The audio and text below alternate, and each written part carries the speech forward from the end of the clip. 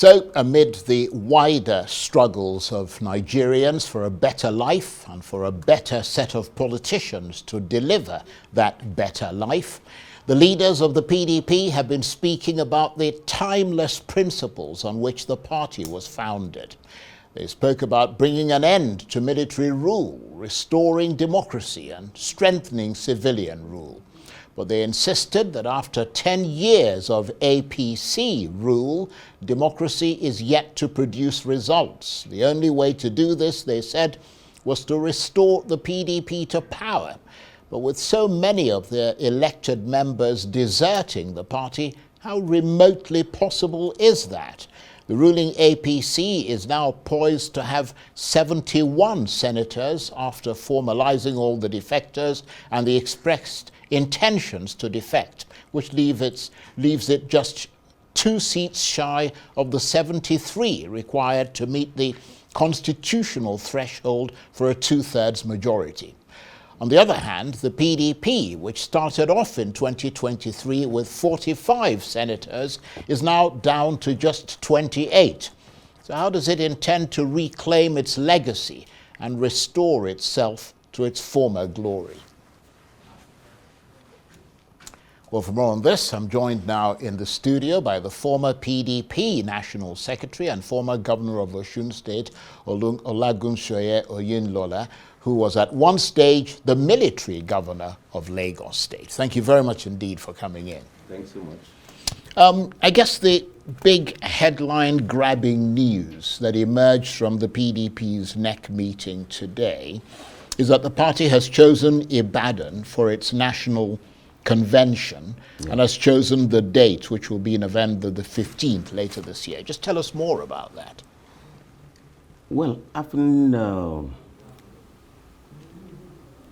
done the selection of the committees, convention, zoning, and the rest of it, it was only proper for us to select a venue for the convention.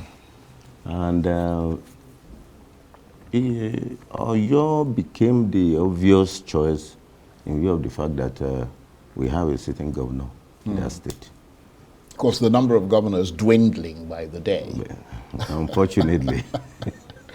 But I mean, over the last day or so, as the PDP members were reflecting on how to bring back the glory days of the party, I mean, we had a lot of people saying very inspiring things, and I think it was a good thing to say that because it kind of reminded people of what the PDP used to be. Yeah. But you have to admit that a lot of people would question whether the PDP is still that same PDP. Well, we've had a sort of turbulent experience within the party. And that has caused, or it has led us to lack of cohesion in the running of the party, which can come, which can happen to any political party. I won't retrace ourselves from mistakes. We are trying to build up the strength of the party so as to be able to take on all other parties in future elections. And you could have seen that the issue of maybe secretary or no secretary has been resolved, and we are moving on smoothly to the staging of the convention, where we have a new men to run the affairs of the party. But you know, the main thing with all these things is how your members, especially your elected members, are connecting with the party, and how the public are connecting with the party. I mean, and it just seems like, in spite of the things that, the little wins, little victories here and there that, you know, you've settled your national secretary and all the rest of it. I mean, which kind of just makes people think, Christ, we're looking at a bigger picture here. We want to see a bigger picture. I mean, while you're doing those sort of small things, I mean, 4 more PDP senators just yesterday defected to the APC. You know, 2 from Akwa Ibom, 2 from Osun State. You're from Osun State. Sure. I mean, and that gives the APC a tighter grip on the red chamber and a tighter grip on the, if you like, the number of elected people they've got. I mean, how does that make you feel? Well, it feels horrible, I would say.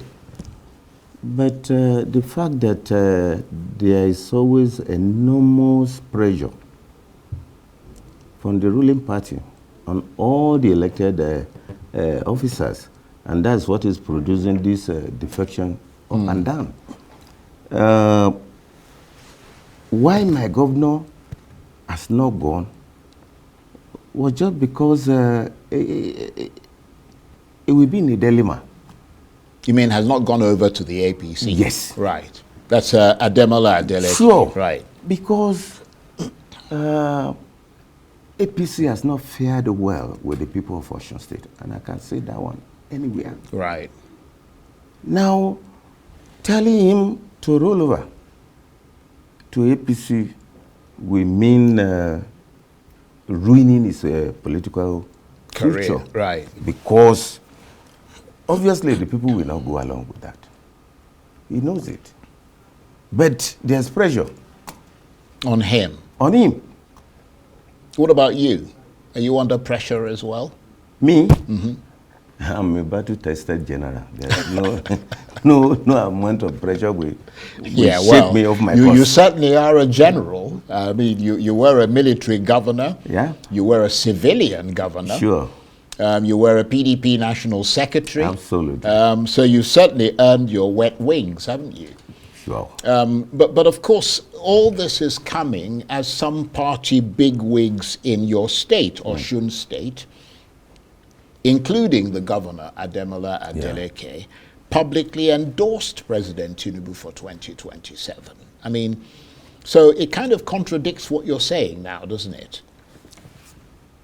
If, I'm told that he who wears the shoe knows where it pinches. It is now 6 months since the allocation of the local governments in Osun State has been withheld, which means the people of Osun State, they have been shortchanged because the local government is no longer running. And as governor whom the people have reposed their confidence to govern them and govern them well, must do something to ensure that the government is running well. Yeah, but is it being withheld for political reasons or for other reasons? I would want to say political reasons. Why did I say so? There has been court pronouncement against the withholding of that fund. There are two judgments that favors the stand of PDP, but the local government executives, the elected one by the people, they have not been allowed to function. To me, it is a matter of might is right in this case. Yeah, but who's preventing them from functioning? Who is holding their funds? No, but wouldn't it be more effective, and wouldn't it give you the moral high ground, not you in particular, but the PDP in your state and the governor, wouldn't it give you the moral high ground in the eyes of the public, which is very important because, I mean, they are public servants. Yes. Wouldn't it give you the moral high ground if you came out publicly and said, we're going to stand again, because that's what Tinubu himself did when he was Lagos State governor. And he had a lot of public support behind him, and he fought it to a successful end. Thank you. I mean, rather than saying that, oh, the pressure is on me to move over, and if I move over to the APC, I'll get the money. I mean, how can people believe in you if you can't stand firm? There is a lot of difference between Lagos and Osun State. Lagos can afford not to do anything with the federation allocation, and they will still run smoothly. we all know what the people of Osun State are suffering. The grassroots that the local government is to take care of for 6 months. So, you know, when you carry the tail of crocodile and that of lizard, if you see it, they look alike. It's only when you lift it that you know one is heavier than the other. So like Lagos is, can do without federal allocation. But Osun. Right. And is that why you are one of those who's joined in endorsing President Tinubu for 2027? Because that's what we're reading, and I want to hear it from your, I mean, you're the horse, we want to hear it from your mouth. Let me tell you, Charles. Yes. Politics is, it involves a bit of game. Give and take. Yes. But in this case, it's just like, it's akin to two deceitful friends who went out for hunting. One was assigned the task of beating the bush so that the game can run to the other end. One was holding the gun and the stick to hit the game that comes out. The one beating the bush shouted, "It is coming!" And the other one at the other hand said, "I've caught it." The man that said it's coming asked, what's in your hand? And the man asked back, "What did you say is coming?" So that is the situation in which we have ourselves in Osun. And it's sad. Yeah, but I mean, I love the analogy you used. It's very interesting, great illustration, but it doesn't answer the question. Are you one of those who endorsed President Tinubu for 2027 from the PDP in Osun State? That's the decision of the party. So it was a collective decision? Yes. And you were coerced into it or roped into it? Left to me, I have no cause to go back to APC. Right. Because I was part of the merger that made APC. Right. I was the national secretary of the new PDP. But if you're endorsing President Tinubu, doesn't that undermine everything you've just said here? It does not. About it's all games. Sorry? It's all games. How do you mean games? It is politics. You mean chess or sort of snakes and ladders, or which one is it? Political chess. Right. Yes. So, I mean, can you interpret that for us? If I do the interpretation to the bottom of it, right, Charles, I'll be giving away the strategy of my party. Okay, so there is a strategy behind that endorsement. Yes, and the other army has its own defense academy where they teach tactics and doctrines. Of course, you're a general, so you would know something about military tactics. Absolutely. You? Yeah, but that still raises the question about what endorsing him for 2027 means. I mean, because you belong to the PDP, the president is in the APC. Sure. Let him give us, if that's what is satisfying. So if you get your allocation, you'll say, thank you very much indeed. Goodbye, have a nice life, and we'll meet some other time. No, the people are suffering. And we have to adopt whichever means that will relieve the suffering of the people. You can imagine, for 6 months, for the local governments not to be running. Right. And so the resources available to the governor, absolutely limited. Right. I understand all that, but does it raise any questions for you? I mean, you're a military man, or you were a military man. I mean, a key element of part of the military is discipline, fidelity to rectitude. Does this raise any questions of integrity for you at all? Not at all. Not at all. We've been, when it comes to politics, you need to be pragmatic. Action. Pragmatic, that's the word. Do what will give you the end result. Right. And that's why you have found that people are complaining that we are in agony. They promise us heaven and earth. Economy will be right.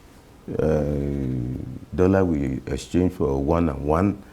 Petrol prices with what has been achieved. So if you can play that kind of a game, others can take a cue too. And I suppose you can get away with saying what you're saying now because you did not yourself personally make it. Was, as you said, a collective decision.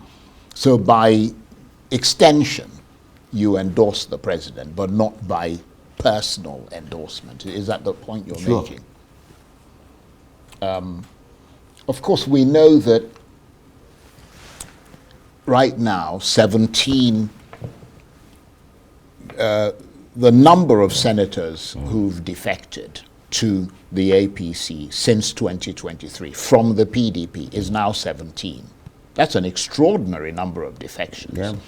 With another 22 members of the House of Reps deserting the party in the last 2 years. I mean, how much of a mortal body blow is that? Very serious. But it has been made possible because the ruling party took advantage of the mishap in our party. And they lure our members with the fact that we don't have a secretary to sign their forms. And that's why they will not be able to run again for the position. And that's why we thank God that has been put behind us now. We have a secretary that will sign everybody's form, whoever wants to contest. I am sure those who defected did so on the basis of two possibilities. One, selfish reason. Two, under coercion. That if you don't come, we have been told, if you look at that communique, it was point blank that why should everybody be rolling over to the APC? And the governor of the home state of Mr. President is refusing. If you look at that communique, that was a discussion. Frustrated to the point that, honestly, when we were discussing, the governor shed tears. How can you withstand the pressure of a presidential pressure? It's too much for anybody to bear, no matter who you are. So, as far as you're concerned now, you are by default strengthening the APC against the PDP. I mean, that's what this endorsement amounts to, isn't it? You're saying that basically Charles, we will endorse Charles, the president for 2027. You are pushing me Sorry, I don't mean to put you through go that. into what Yeah. I should not reveal. No, I apologize if that stage. is how it's coming across. But I have to ask you these questions because we have to understand your point of view. What the much that I need to give you at this moment. Yeah, but the point from our point, I mean, we're observing these things. Yes. I mean, it's clear to us that we just mentioned the number of defections to the PDP. And I've told you the the APC. reason why they were lured into that. Yeah, it doesn't matter what the reason is. But my question is that this clearly is strengthening the APC and giving it an advantage over the PDP for now in 2027. I say advantage for now. In that regard, I mean, you were a member of the APC at one point. Yes. What do you make of what's going on in the party now? Beyond the fact that it's clearly getting stronger, they, endorsed a new national chairman today, Professor Yilwatda. What do you think of him? What do you think of the fact that it was unlike what we've been seeing in the PDP? I mean, there wasn't no fights, no issue. They just smoothly endorsed him, and yes. he became the chairman. There won't be fights. There won't be any issue. when the system is autocratic, who do you have face, Mr. President, to say that's not his choice? Look at Lagos State. The members of the House, they impeach a speaker by their numbers. And somebody said, you must be jokers. He returned. Is that democracy? So that's what we are saying. But, you know, the thing about this Yeah. is if your assessment is correct, and a lot of people will see no reason to doubt that assessment, Yes. I mean, they then stand back and say, well, what have the Nigerian people got left? If the opposition, which is supposed to stand up against the excesses of the ruling party, is not standing up, if the party that is supposed to oppose wrongful government policies is not opposing it, but is simply rolling over. I mean, what do you expect the Nigerian people to do? And how can they ever have confidence in the PDP again? We are standing up to the words of the ruling party. But these people are not jumping to the ruling party for nothing. They either tell you that, look, if you don't come over, if you have been in public office before and they show you some, you are caught with a what? You know this what card that we play?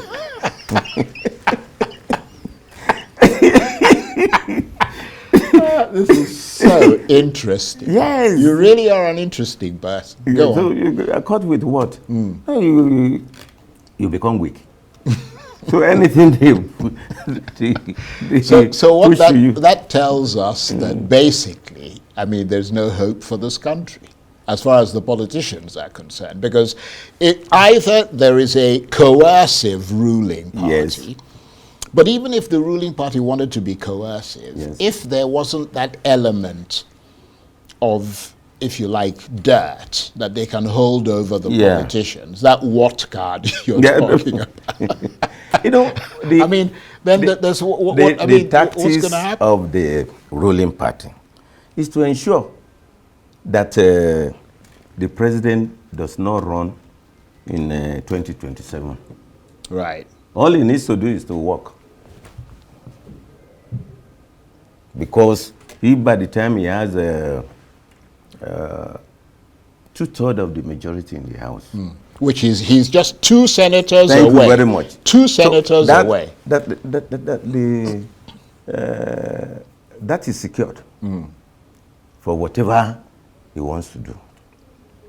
And that's why they must get more. It won't be long before they get that too. Yeah, but that's what I'm saying. And for the public, Yes. I mean, they're not inspired by what they're seeing from the main opposition party. In fact, they're starting to look towards the ADC, for example, to say, well, maybe that's where, unfortunately, I'm not sure they have that many elected officials either. You have little or no option. If somebody is holding a gun to your head, sit down, you sit down. That's true. Get up, you bloody well get up. And you would know a thing or two about that, wouldn't you? You'd know a thing or two about that, wouldn't you? For 30 years of my life, Yeah. I was shooting at people and the people are shooting at me. That's quite a life. Yeah. I went into the army at the age of 18 and I was there for 30 years. Wow. Before I was forced to Grand Arms by Babo Bije. I bet you could tell a few stories about your time in the army, couldn't you? Which aspect do you want to know? Well, the aspect about people holding guns to your head. Or you holding guns to their heads. You see what I mean? I was once asked during this kind of interview, somebody asked me, it means you have killed somebody before in your life. And I replied that, look, yes, I've been to operations in Chad, in Lake Chad, in Somalia. And in all these operations, one thing I know, people were shooting at me and I was responding to their firing. Whether my bullet killed somebody on the other head, I don't know. Right. All I know is that I didn't die. Well, that must be something. I mean, when people are intent on, in fact, the reason the bullets are coming over is to kill you. To knock me down. Yeah. So I thank my stars that I did not get, but I can't pinpoint who exactly my own bullet killed. I understand what you mean. I wouldn't know what I was. Well, I'm glad you didn't. You weren't not. I mean, one of those bullets didn't get you, because then you wouldn't be sitting where you're sitting and giving us this great interview. I've really enjoyed talking with you. To God be the glory. And I want to thank you very much indeed for coming in. All right. Olagunsoye Oyinlola is a former PDP National Secretary, former Governor of Osun State, and former military Governor of Lagos State. Thank you very much. Thanks so much. Great to talk with you. Nice being with you.